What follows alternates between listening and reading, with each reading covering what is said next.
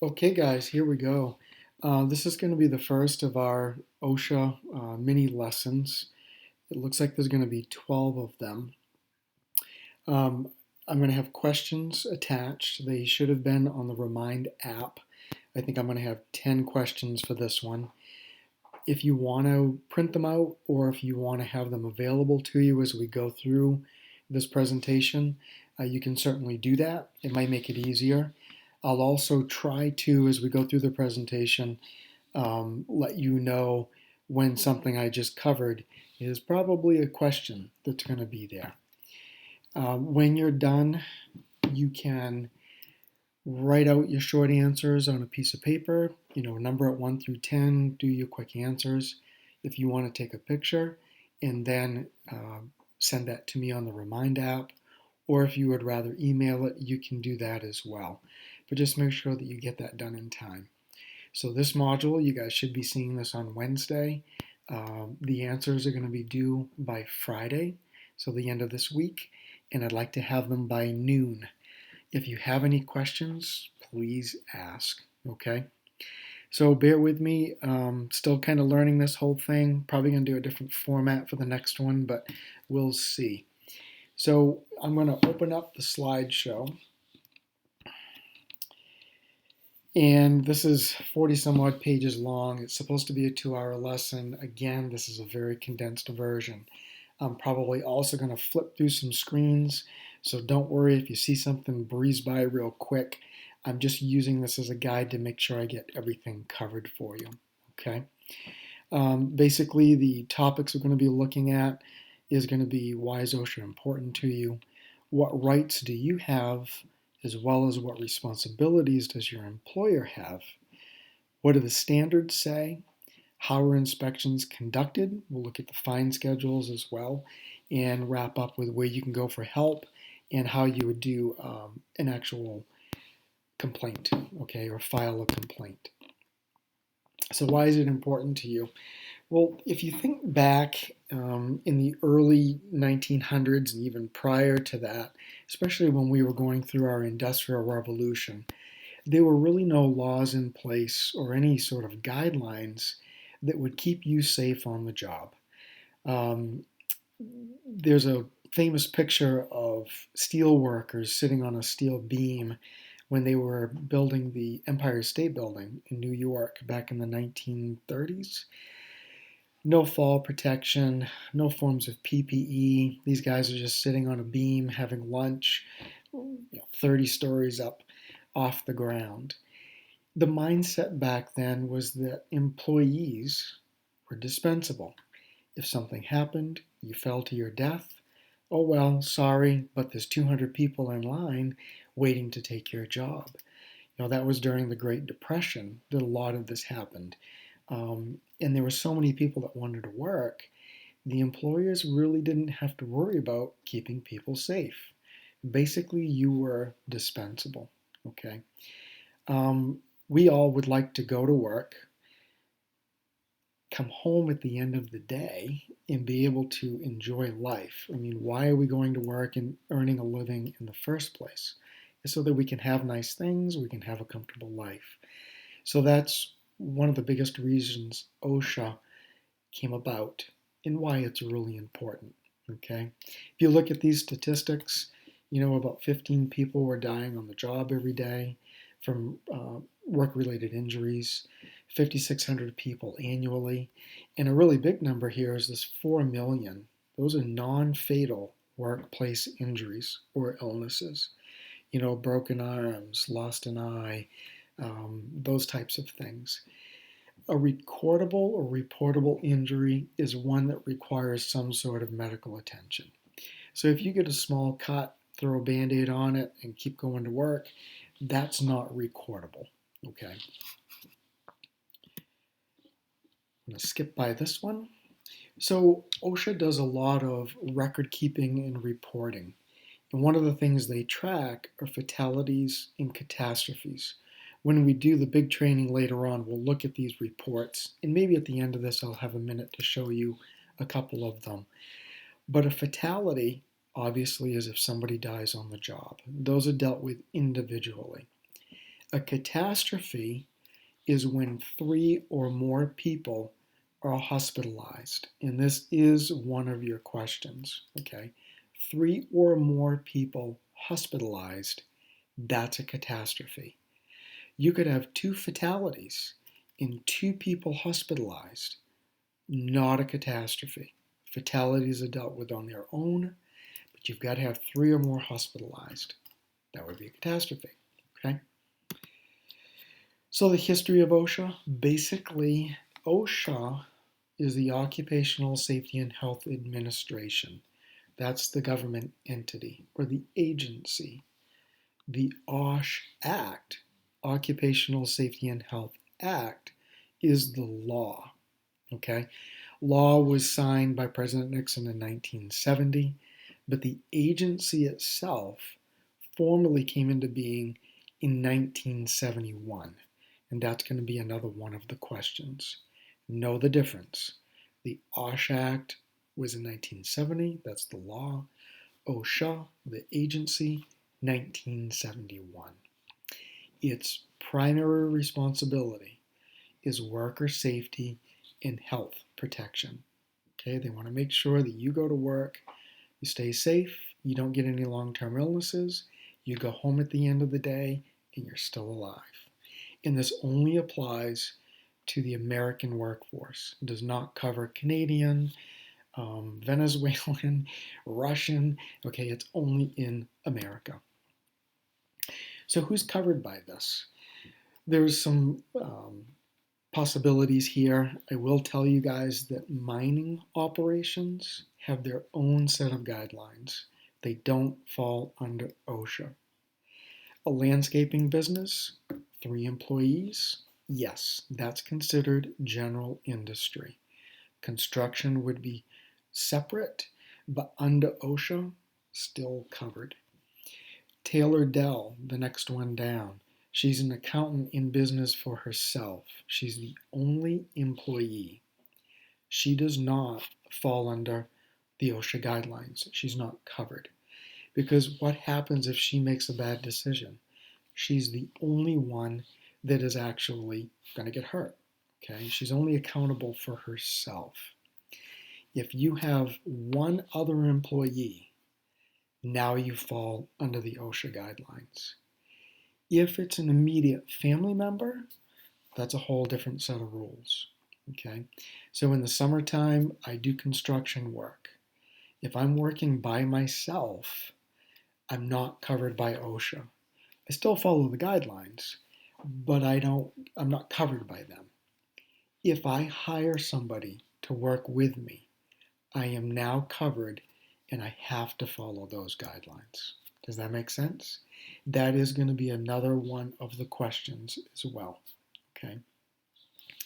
And then the last one, Rob Jones, he's a carpenter, one of 10 that works for Woody Inc. Pretty original. Yes, he's covered under the OSHA guidelines. So here we go, OSHA's mission, another one of your test questions or quiz questions. The mission of OSHA is to save the lives, prevent injuries, and protect the health of America's workers, okay? So basically they protect the lives and health of you guys as employees. Some of the things they do to carry that out is that they develop the standards or the rules, they do enforce them with worksite inspections, they do a lot of record keeping and reporting to keep track of all of this, and they create and provide the training programs. Skip by that one. All right, you guys have a lot of rights under OSHA. Safe and healthy workplace, the right to know about hazardous chemicals you work with, information about injuries or illnesses.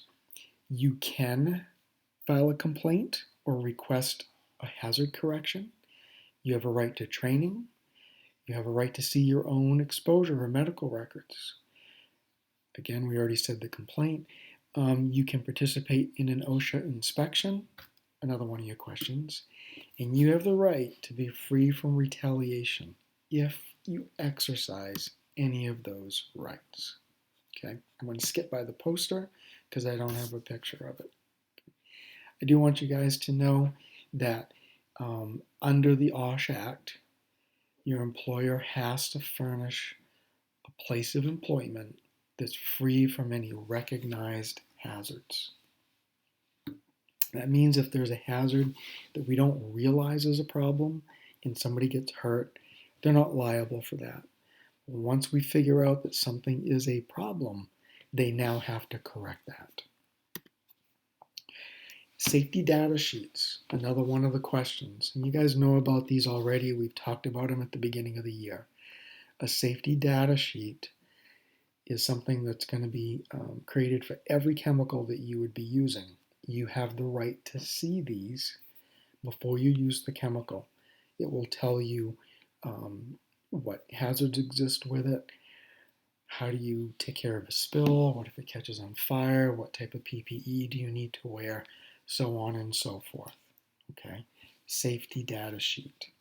Again, another one of the questions. I'm going to skip by that one.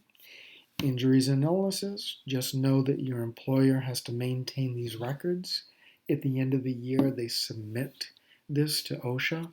That's how OSHA finds out what's happening out in the workplace. And your employer does have to allow you to view this, especially the 300A, which is the summary. And they'll post that for the beginning of the next work year. Okay, complain or request corrections. You guys have a right to do this. That doesn't mean that you're going to be a jerk about it, okay? And it doesn't mean that you automatically go straight to OSHA and file a complaint. Always talk with your employer first. Give them a chance to fix what might be wrong, okay? And if you file a complaint and for some reason your employer retaliates against you, they dock your pay, take away vacation time, fire you, ship you off to a remote satellite location in Siberia. There's a lot of different ways they can retaliate. You are protected by that, and it's called the Whistleblower Act. Talk about it in a minute, and yes, it's another one of the questions. Okay? You guys have the right to training. There are some required trainings that are down here at the bottom. You guys don't need to know the list right now, but you are, or you do have the right to be trained with specific hazards if they apply to your job. If your employer maintains medical records on you, you have a right to see those. Nobody else's, but you can see yours. Again, I already said you have you have a right to file a complaint with OSHA, right? If you feel that something's being violated, one of the standards, or if somebody's in immediate danger, you have a right to call OSHA, okay? You can also request that your employer doesn't know your name. And if you file a complaint, you can find out what OSHA did about it. You can't tell them what to do, but you can ask what they did do. You also can participate in an OSHA inspection. This is another one of your questions. Okay? If you filed a complaint and you're worried the employer might retaliate, you could also ask somebody else, a representative, to go along with the inspector. You can talk with them privately. You can point out other hazards or other concerns. And again, you can find out what results come of that. And here we go, free from retaliation. This is another one of the questions. It's called the Whistleblower Act. If you filed a complaint or you exercised one of your rights and you feel that your employer did something to retaliate against you, under the Whistleblower Act, you can basically be protected by that, okay? And depending on what happens is to what gets done about it. But the Whistleblower Act is what protects you. All right, so your employer has a lot of responsibilities, and I want you guys to know that even though you have rights and the employer has responsibilities, you also have responsibilities, primarily to follow the guidelines. Do what your employer is trying to do under the OSHA guidelines and follow through with it, Okay? If you're doing something that's against your employer's guidelines, they have a right to fire you for that. Okay? So they have to provide that workplace that's free of recognized hazards. They have to provide training that's required by the standards. They have to keep track of injuries and illnesses, also allow you access to that. Provide medical exams if it's required by the standards, and allow you to see your own records. They can't discriminate against you if you exercise your rights. Again, you're covered by the Whistleblower Act. They have to post any citations or abatements. Basically, if there is a problem found and they figure out with they figure out with the employer what's going to be done about it, that has to be posted. And they also have to provide and pay for PPE. I'm going to skip through quite a few of these, okay? But we're going to stop and talk definitely about PPE. So I'm going to go pretty quick. They have to report deaths, any incidences, and again, any catastrophes. Remember, 3 or more hospitalized. I'm going to skip by the log. So PPE. When we do the full-blown training, there's going to be a lot more with this, and we are going to cover PPE later. But you guys do need to know that this is something that came about in about 2008. You don't have to remember the date, but it's pretty recent. Okay, prior to that, a lot of employees had to provide their own PPE. There are still some things that you would have to provide on your own. Safety glasses is a big one. If you wear glasses, your employer does not have to provide prescription safety glasses. And that's going to be one of the questions. Okay? They do have to provide something that can go over your regular glasses, but they don't have to pay for your prescription to be put into safety glasses. There are a lot of other rules with this, but for the most part, they're going to provide PPE. And we'll talk more about that later. All right, I can skip through this one. So the standards, we're almost at the end, by the way. The standards fall into 4 major categories. General industry, which is what you guys will be trained in. Construction. Maritime, which would be anything dealing with shipping, like on the ocean. And then agriculture, so farming. Those are the 4 major categories, okay? Cover a lot of different workplace hazards. They still haven't figured out all of the hazards that are out there. And I do want you guys to know about something called the General Duty Clause. If there is a hazard that's not recognized, okay, or there is no standard or rule for it yet, but it's something that your employer or you should be able to say, hey, this is a problem. Somebody could get hurt and or killed. That would fall under the General Duty Clause. And that this is going to be one of your questions. Okay? If there's a hazard that's not in the standards, but it is a hazard, it falls under the General Duty Clause. Basically, use your common sense. Okay?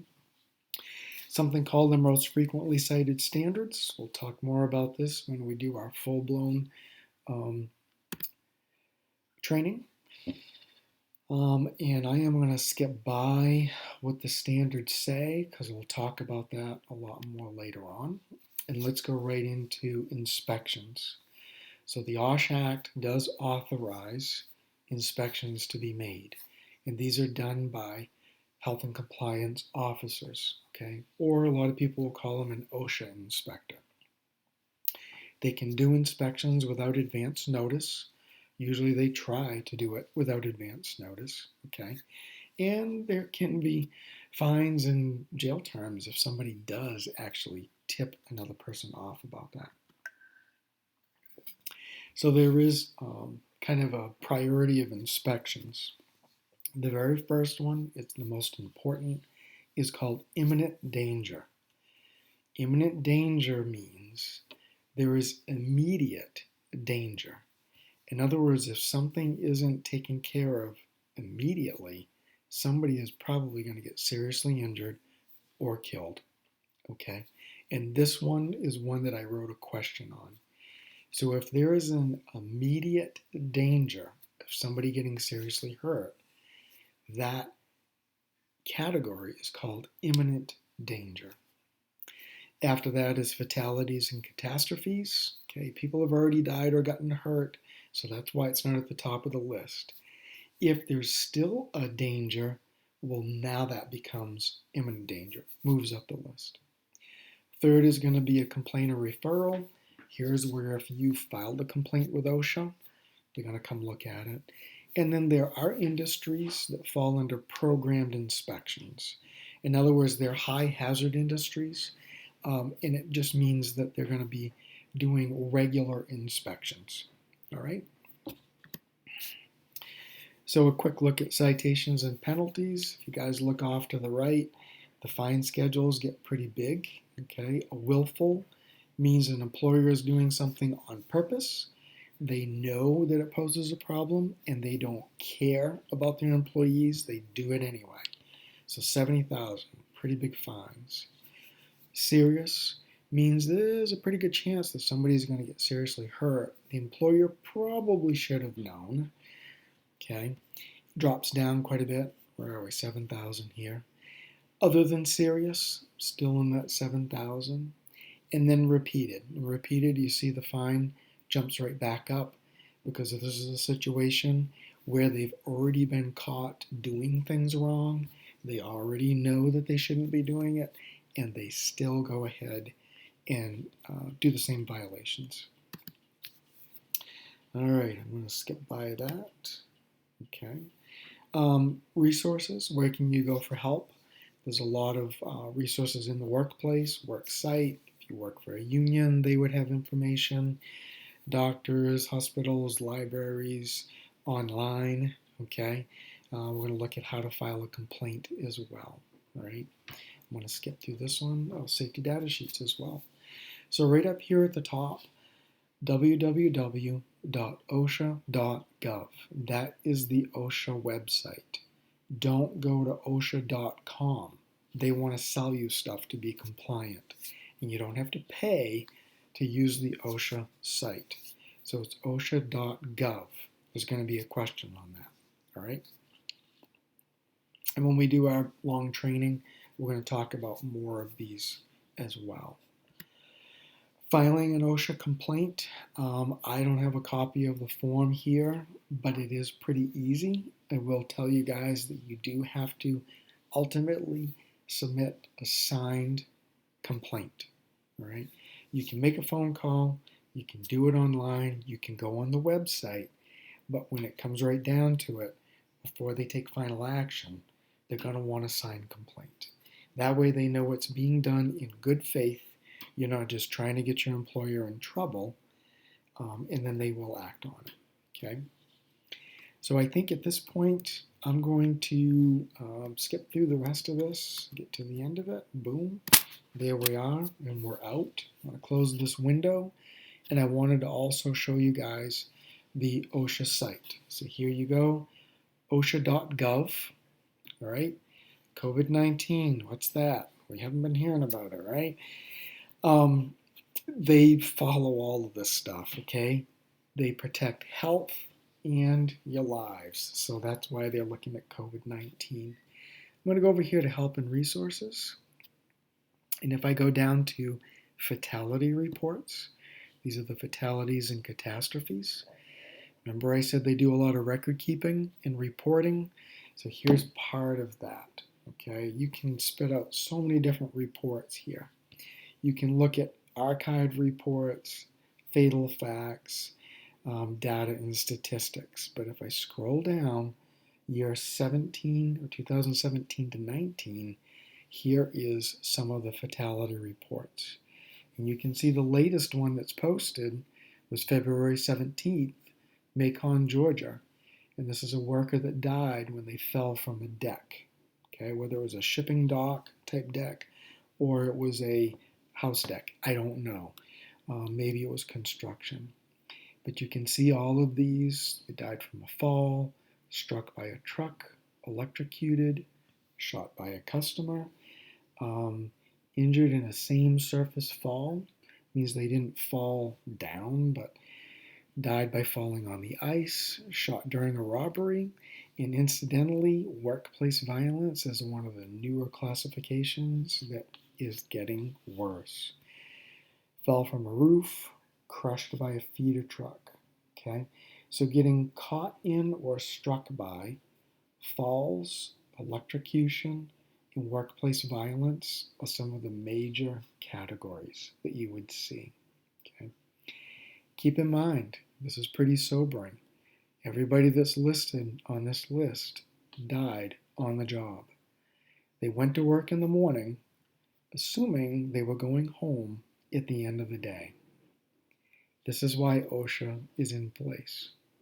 You can see that there are not 15 people dying every day. Sometimes it's every day, sometimes it skips a few days. We still have fatalities and catastrophes, but it's a lot better than it used to be. And they're working hard at making it even better.